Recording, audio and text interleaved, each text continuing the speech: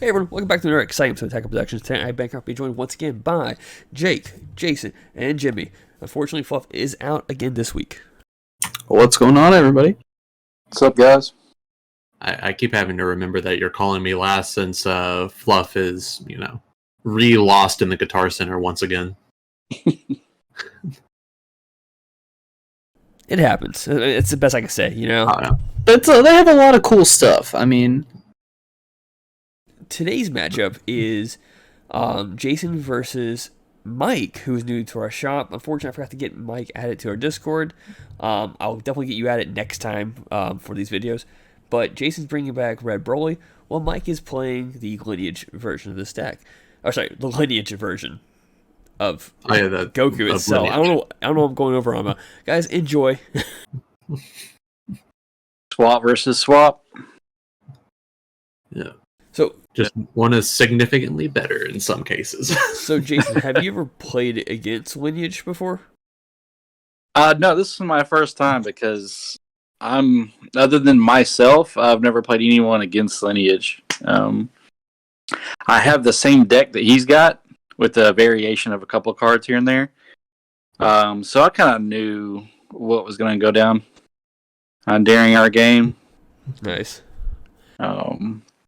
But the Lineage deck is a really, really good deck. I really like the new cards they added in to the deck, so it's pretty nice. And I'm glad we got another one drop for the engine outside of the Grandpa Gohan.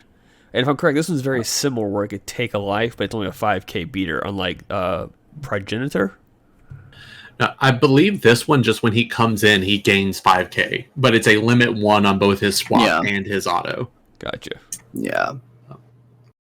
Which is still a fantastic aggro tool. Before the ban of Belmod. There we go. Before the ban of Belmod, I was playing a yellow-green baby aggro list utilizing this guy, and he was a key piece to the amount of attacks you can get through early game. So it's great to have another a Progenitor-like card, where I do think Progenitor could possibly come back in this meta. I think it's better just to print a more fair version. Yeah. And little Goten. I'm really glad. I love him so much. I'm glad the card's back. Yeah. And you can't abuse like you used to back in Storm days, which, if I'm correct, that's before you played, right, Jason? Yeah, that was before I played. Yeah. That card was already banned by the time I started coming to Yellow Shop. Mm-hmm. Yeah. So, just the amount of versatility in that is incredible. Yeah. So basically, when I started actually coming to the shop, it's when they made the yellow Broly leader before they eroded it, and that was the deck that I mainly started playing with you guys. Was the Broly version of the Lineage deck. This 4-drop from I just went blank. Draftbox 6? Thank you. No, Battle Evo. Yeah, Battle Evo. Yeah. Was such a great add-on as well. And the pan, they added a pan as well, if I'm correct, right? Yes. Yeah, it's a 5-drop, I think. Yes. Yeah, 5-drop pan.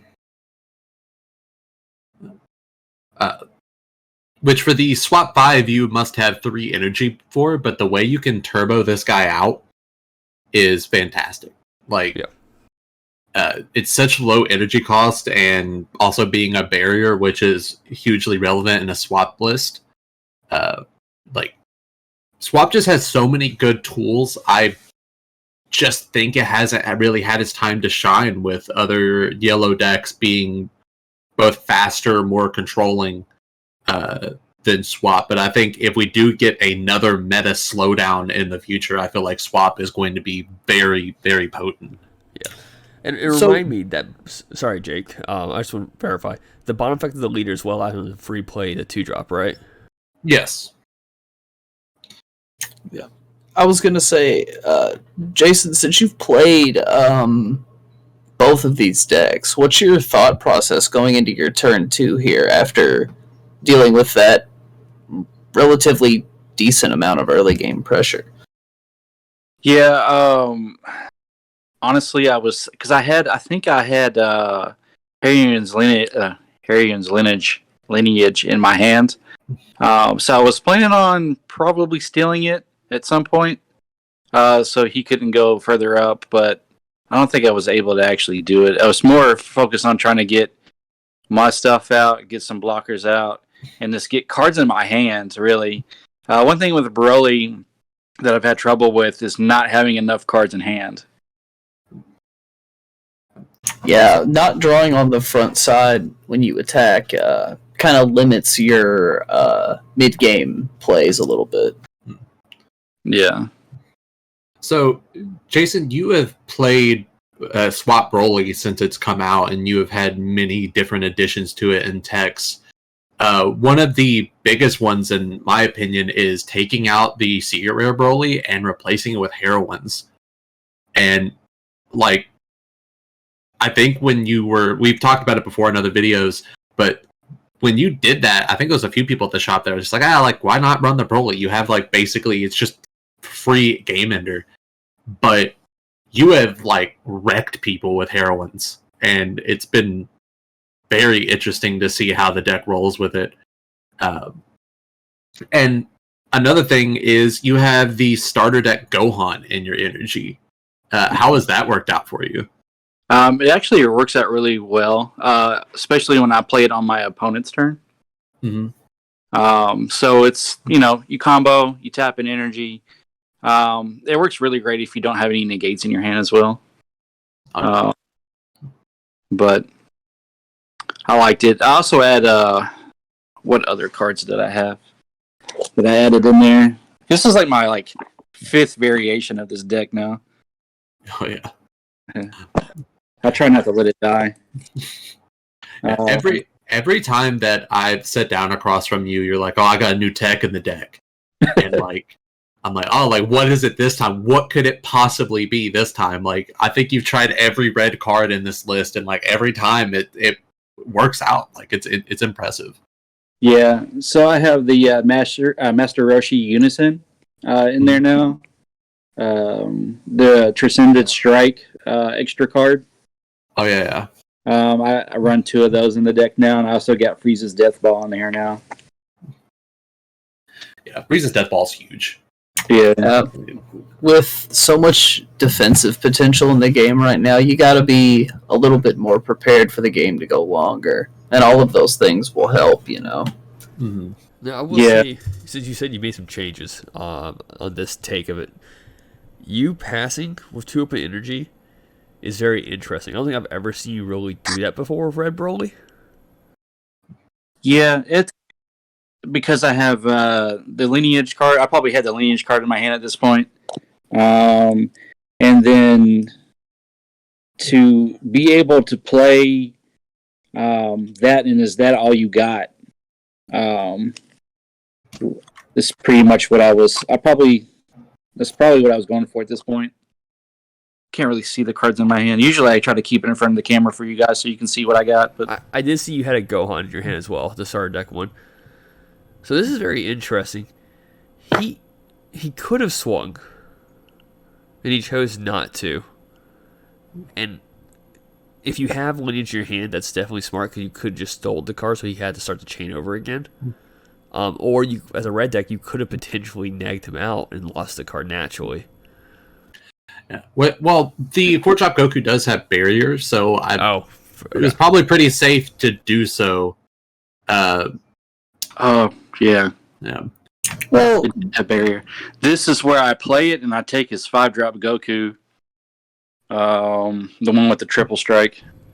Oh, it's such a good card to take, too. I don't know if it works with the Broly Leader, the bottom effect auto, but regardless, it's such a good card to have. Yeah, it actually does, because I read the card when I took it from him, because your life has to be 2 or less, mm-hmm. and it gains triple strike for the turn. So that pan negates the keyword skills of the cards it plays. Yes. So it actually is kind of bad to play off pan in some situations because you will not be able to gain the triple strike off of its effect.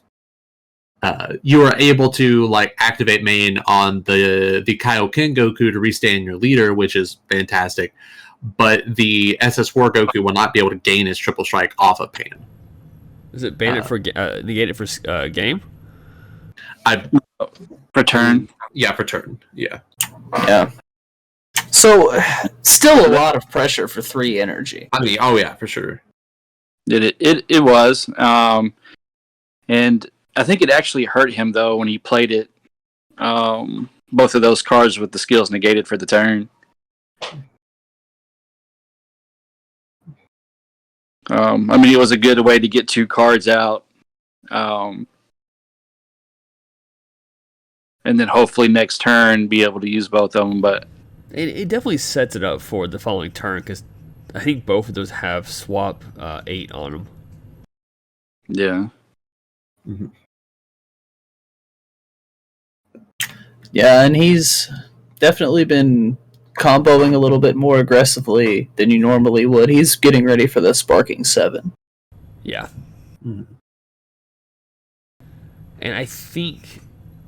No, it's at the end of the turn he'll get his Goku back. That's in the warp currently. Yeah, it should come back to his hand. Yeah.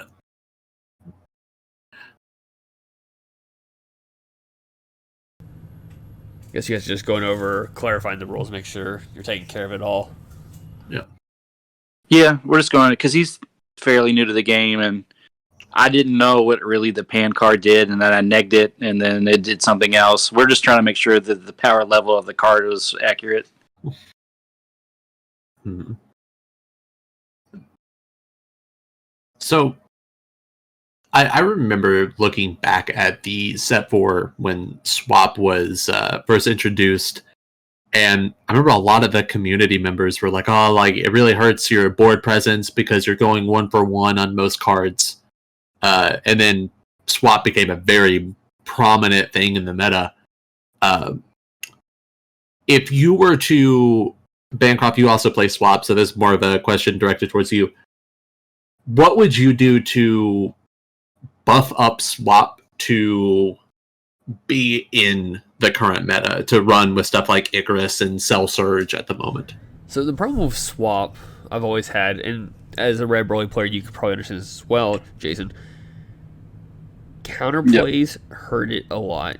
The cards don't have a lot of good protection, and it's very risky to try to build that chain up really quickly when decks naturally could play cards tall very quickly.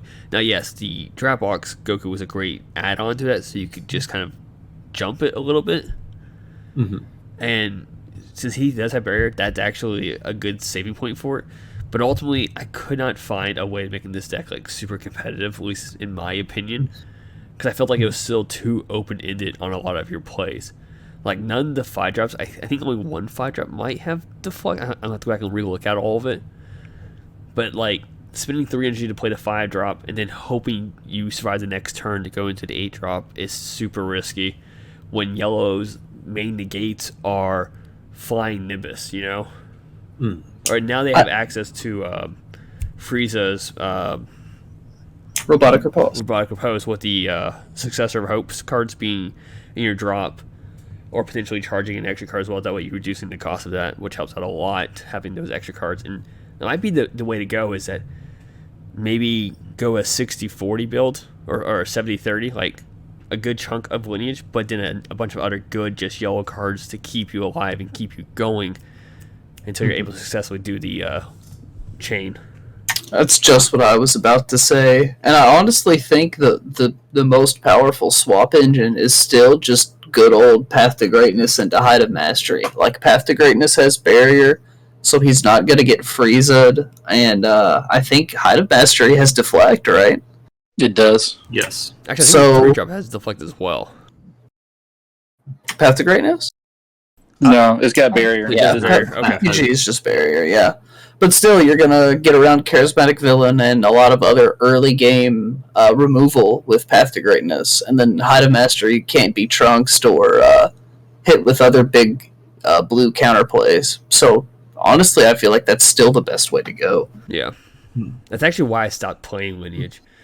Was because my favorite chain really was the OG chain. Going into the Gohan, drawing 2 cards, go to the 5. I like that aspect of it.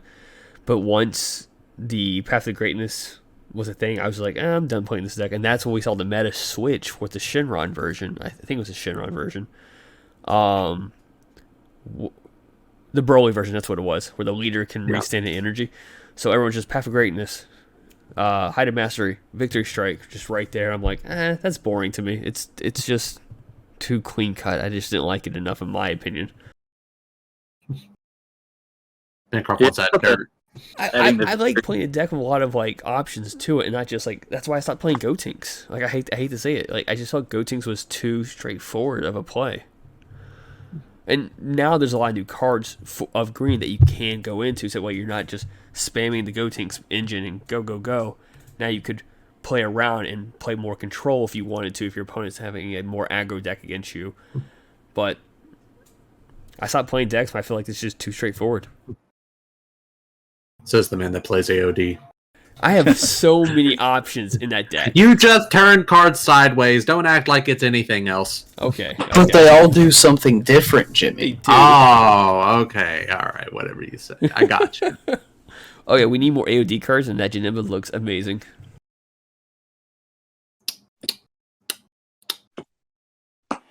Yeah, just keep turning the cards sideways, So, Bancroft. what we've missed so far was that you've gone to the 5-drop, and you've stolen his 5-drop, which is incredible. Now, you can't get the triple strike benefit because your life is 4. Knowing that, do you think you could have been a bit more okay with taking hits from your opponent? That way you could have lineage and then taken it from him and then having it to triple strike back at him? No, because I was still afraid that he was going to play the Height of Mastery at some point. So Yeah, I agree. It's way safer to just go on and take it. I will say this leader, if I'm correct, does not restand energy. And that's why he didn't restand any energy. And it costs 4 just to do the Height of Mastery, which is really, like I was explaining earlier, just energy. It takes a lot from yellow itself because he's completely defenseless here, unless he has like time magic. I was trying to keep as much life as I can so I could take it myself. That's a good way to approach Broly. Like, you just want to take the life yourself. If your opponent deals damage, a life in Broly is a lot more weighted than a life in any other deck. And I do feel like, Jason, you've experienced a lot of crackback between either me or Fluff or Jimmy or Jake, right? In the past, I know with Fluff, like, you've gotten Fluff down to like 1 life a lot and just tried to push and hammer in. And I think it's good to see in this match where I feel like you've learned from that and kind of stopped the heavy push if you don't think you could finish the game. Mm-hmm. Yeah, pretty much. I've definitely slowed down my play, especially on my turn 1 or turn 2. I'll do the normal Broly 1-drop, take a life, go into 3, and I'm always expecting somebody to KO the 3. That's why on my turn 2, you don't really see me go straight into the 4. I'll actually wait an extra turn to do that. So usually I'll try to play like the Master Roshi Unison. That way I just take your life. And I kind of just like wait and kind of to build up my cards. That way in my next turn I can actually, like turn 4 actually, is when I start to go try to end game. Nice. Well, with that being said, thank you all for tuning in. Hope you all enjoyed today's video. Keep in mind, there's buttons down below and on the screen. With that being said, read your cards, know your plays, and like always, Fluff out.